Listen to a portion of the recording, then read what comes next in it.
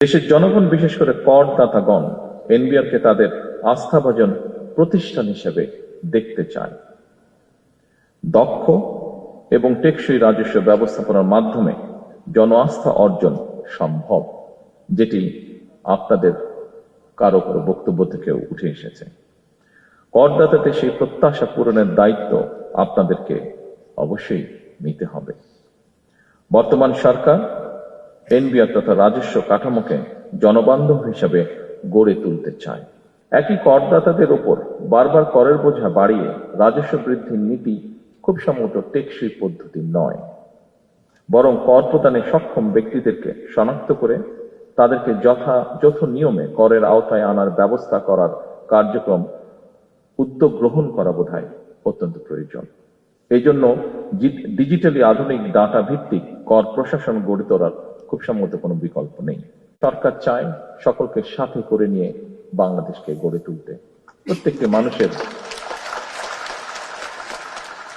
প্রত্যেকটি মানবের কন্ট্রিবিউশনকে সম্মানের সাথে দেখতে চায় সরকার। সমস্যা আছে, সমস্যা থাকবেই। আমরা আলোচনা করে ধীরে ধীরে সমস্যার সমাধান বের করার চেষ্টা করব। আমি এনবিআরে যেই দুঃখজনক ঘটনাটি ঘটেছিল, যদি ওপেন ফ্লোর ডিসকাশনে আমি বলেছি, তারপরেও আবারও বিষয়টি আমি উল্লেখ করতে চাই। আমরা চাই সরকারের দায়িত্বে যারা আছেন, সরকারের বিভিন্ন কর্মকর্তাবৃন্দ, আমরা চাই আপনারা নিরাপদে স্বস্তি নিয়ে আপনারা দেশ গঠনে কাজ করুন। সরকারের অবস্থান থেকে আমরা অবশ্যই চেষ্টা করব দেশের স্বার্থে, দেশের প্রয়োজনে যে বিষয়গুলো গুরুত্বপূর্ণ সেগুলিকে প্রায়োরিটাইজ করতে। আসুন আমরা যে কোনো ধরনের বিশৃঙ্খলাকে পরিহার করার চেষ্টা করি, এবং সেই জন্য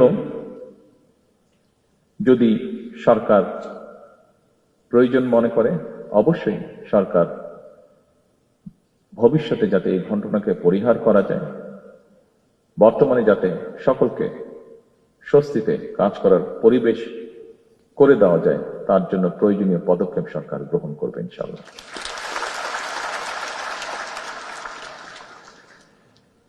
এবার একটি আশা, সম্ভাবনা এবং প্রত্যাশার কথা বলে আমার বক্তব্য শেষ করতে চাই। গত ফেব্রুয়ারি মাসের মাঝামাঝি থেকে জুনের শেষ পর্যন্ত সময়টিতে রাজস্ব আহরণের পরিমাণ ছিল ইতিবাচক।